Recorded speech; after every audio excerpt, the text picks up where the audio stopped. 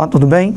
Estamos de volta para dar prosseguimento ao nosso curso de Química com a frente 2, a frente de Físico-Química, com o módulo 4 do segundo semestre, que é Hidrólise de sais.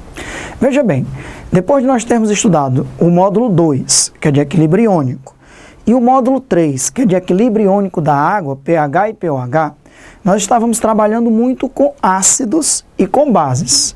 Logicamente, quando você coloca um ácido em solução aquosa, quando você tem um ácido em solução aquosa, você tem uma solução ácida. Da mesma maneira, quando você tem uma base em solução aquosa, você tem uma solução básica ou alcalina. Nesse módulo 4, nós vamos estar trabalhando com um outro eletrólito, além dos ácidos e das bases, que são excelentes eletrólitos. Não esqueça que eletrólitos são substâncias que em solução aquosa vão fazer com que a água se torne uma ótima condutora de corrente elétrica.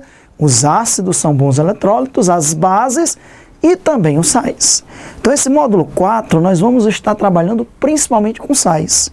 E aí, um sal em solução aquosa, em relação à acidez e basicidade, ele deixa a solução ácida, básica ou neutra? A resposta é, vai depender do sal. Vai depender do cátion e do ânion que compõem aquele sal. Pois é isso que nós vamos estar nesse módulo 4. Você vai aprender que um determinado sal em solução aquosa pode deixar a solução ácida, básica ou neutra. E esse assunto, particularmente, é denominado hidrólise de sais e faz parte desse grande módulo de equilíbrio iônico que vai se estender até solução tampão e ainda mais KPS, que são módulos que nós ainda vamos estudar. Então vamos lá. Vamos imaginar um sal muito comum, que todos nós conhecemos, que é o sal de cozinha, o cloreto de sódio. Eu começo lhe dizendo o seguinte, ó, quando você coloca o cloreto de sódio em solução aquosa, nós já estudamos isso em diversos módulos, ele sofre dissociação iônica.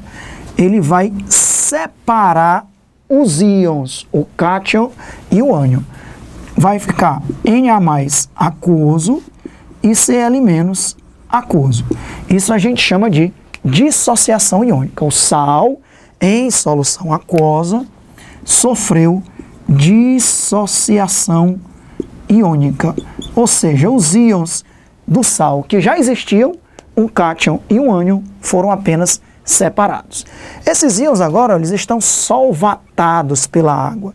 Na+ aquoso, Cl- aquoso, significa que eles estão envolvidos pelas moléculas de água. E aí, já que o nosso assunto é hidrólise de sais, eu começo lhe dizendo o seguinte, esse sal, o cloreto de sódio, nem o seu cátion, nem o seu ânion sofrem hidrólise. Eles ficam apenas solvatados na água, pela água. E aí a gente já aprende uma regra importante. Cátions, não esqueça que todo sal, ele é proveniente de uma reação de neutralização, de um ácido e de uma base. Ou seja, todo sal, ele tem um cátion proveniente de uma base e um ânion proveniente do ácido. Vamos fazer isso para o sal de cozinha. Vamos deduzir qual foi a base e qual foi o ácido que, através de uma reação de neutralização, originaram o sal de cozinha. Nós temos Na+, Cl-.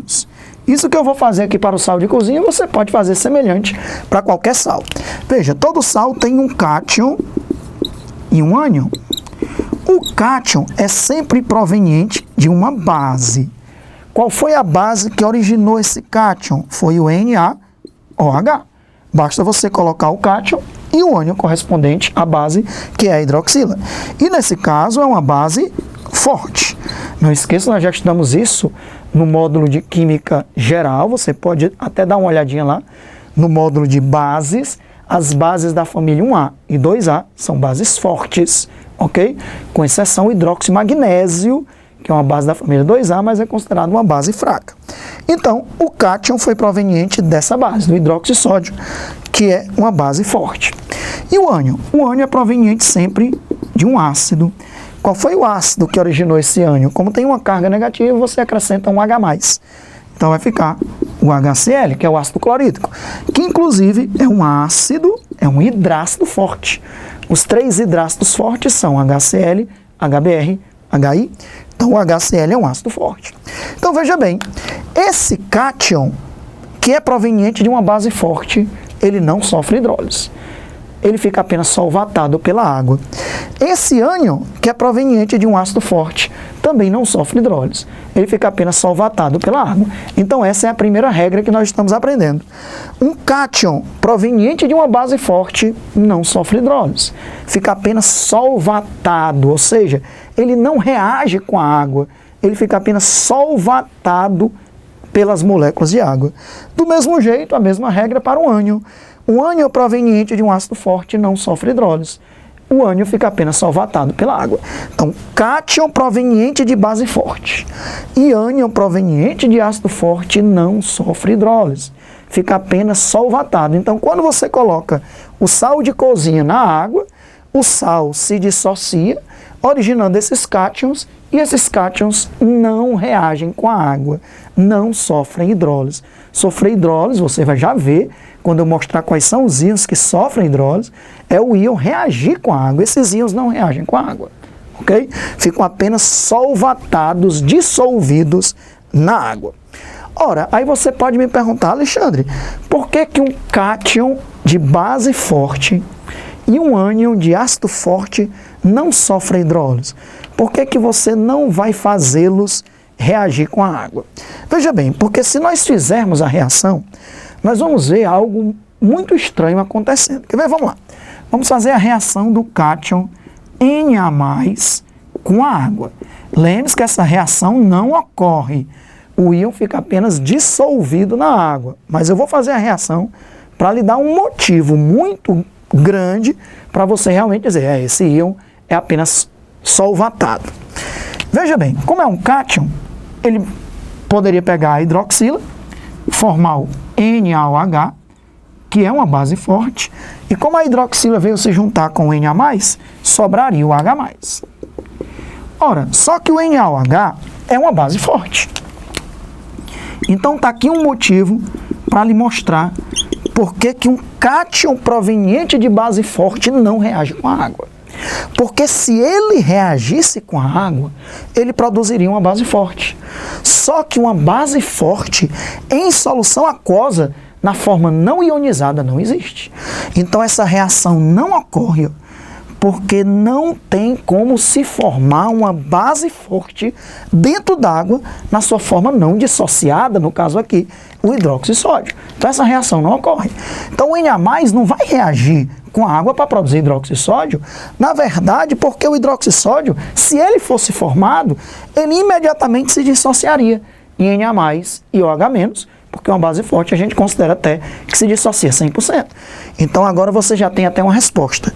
Por que é que cátions provenientes de bases fortes não sofrem hidrólise? Aí você responde, Alexandre, por que se um cátion proveniente de base forte reagisse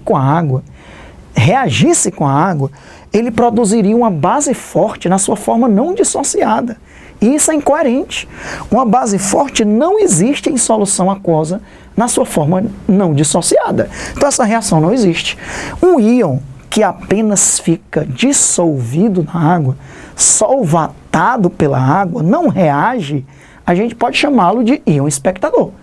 O íon espectador é um íon que apenas fica solvatado, dissolvido na água. Vamos mostrar o mesmo motivo pelo qual o cloreto também não reage com a água. Vamos lá. Vou pegar aqui o íon cloreto e vou colocá-lo para reagir com a água, apesar de que eu sei que essa reação não ocorre. Agora, como o cloreto é um ânion, ele vai pegar o H+ da água, vai formar HCl e sobraria a hidroxila da água. Por que é que essa reação não ocorre? Tenho certeza que você já percebeu. Porque o cloreto, o ácido clorídrico, é um ácido forte. Um ácido forte na sua forma não ionizada, não existe, essa reação não ocorre, porque caso ela ocorresse, haveria a formação de um ácido forte não ionizado em solução aquosa. Então agora também você entendeu o porquê. Porque é que um ânion proveniente de um ácido forte não sofre hidrólise, fica apenas solvatado, ele é um íon espectador, porque se ele reagisse com a água, produziria um ácido forte não ionizado e isso não existe. Então nós estamos na introdução lhe mostrando quando é que o íon vai sofrer hidrólise e quando é que o íon não vai sofrer hidrólise. Você acabou de aprender quando é que ele não sofre hidrólise. Um cátion proveniente de uma base forte não sofre hidrólise. Um ânion proveniente de um ácido forte não sofre hidrólise. Porque caso esse cátion proveniente de uma base forte ou esse ânion proveniente de um ácido forte reagissem com a água, haveria a formação, respectivamente, de uma base forte ou de um ácido forte, nas suas formas não dissociada ou não ionizada, e, na verdade, isso não existe. Um ácido forte, em solução aquosa, ele está 100% ionizado. Uma base forte, em solução aquosa, está 100% dissociada. Agora que você já sabe quando é que um íon não sofre hidrólise, eu vou lhe mostrar agora quando é que um cátion ou um ânion sofre hidrólise. Vamos aprender isso agora. Eu vou apresentar para você agora um sal em que tanto o cátion quanto o ânion sofrem hidrólise.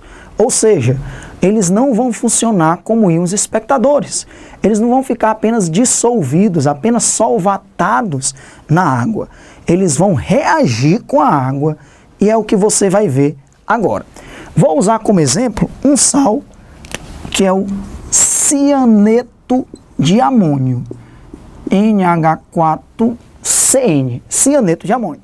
Veja bem, quando você coloca o cianeto de amônio em solução aquosa, ocorre uma dissociação iônica, ocorre a separação do cátion amônio e do ânion, que é o cianeto, ok?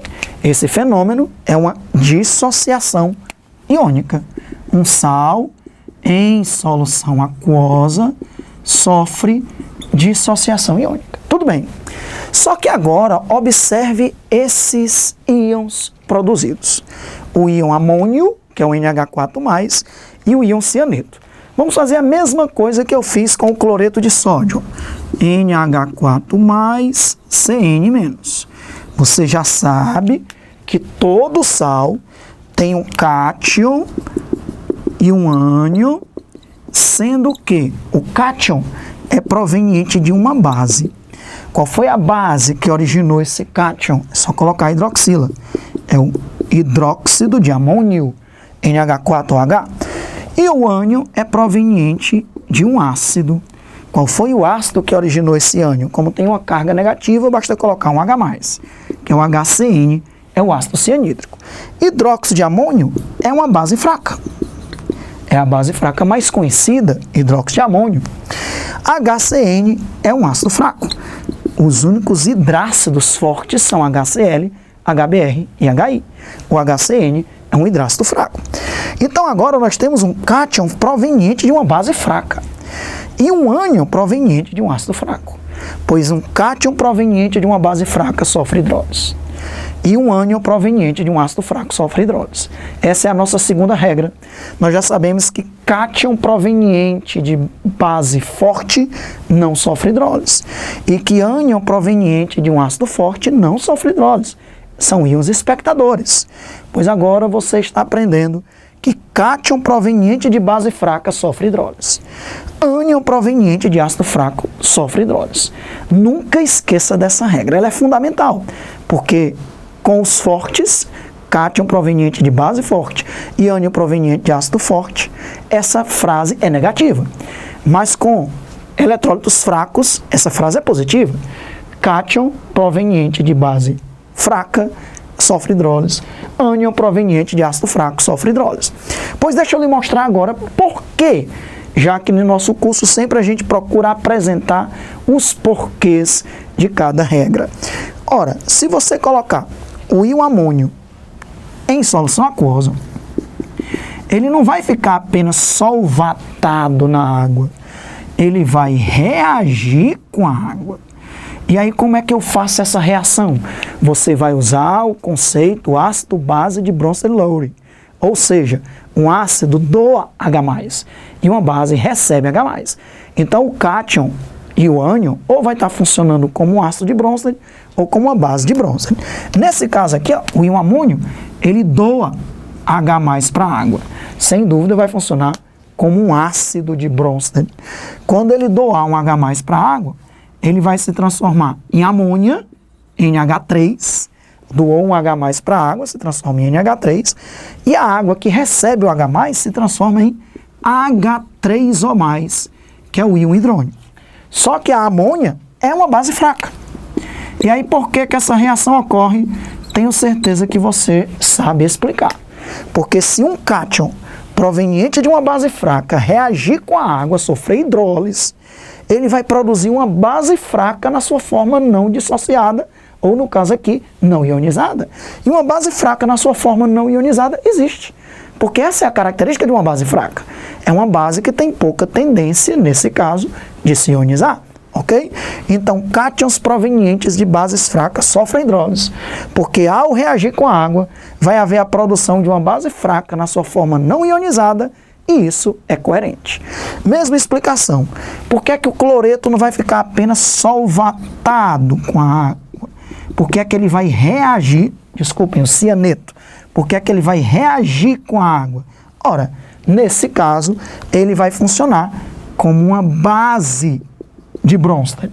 Ele vai receber um H+ da água, já que ele é um ânion. Não tinha como ele doar H+, nem H+ ele tem. Ele é um ânion, ele recebe H+ da água. Quando ele recebe H+ da água, produz o HCN, e a água que doou H+ se transforma em OH-, hidroxila.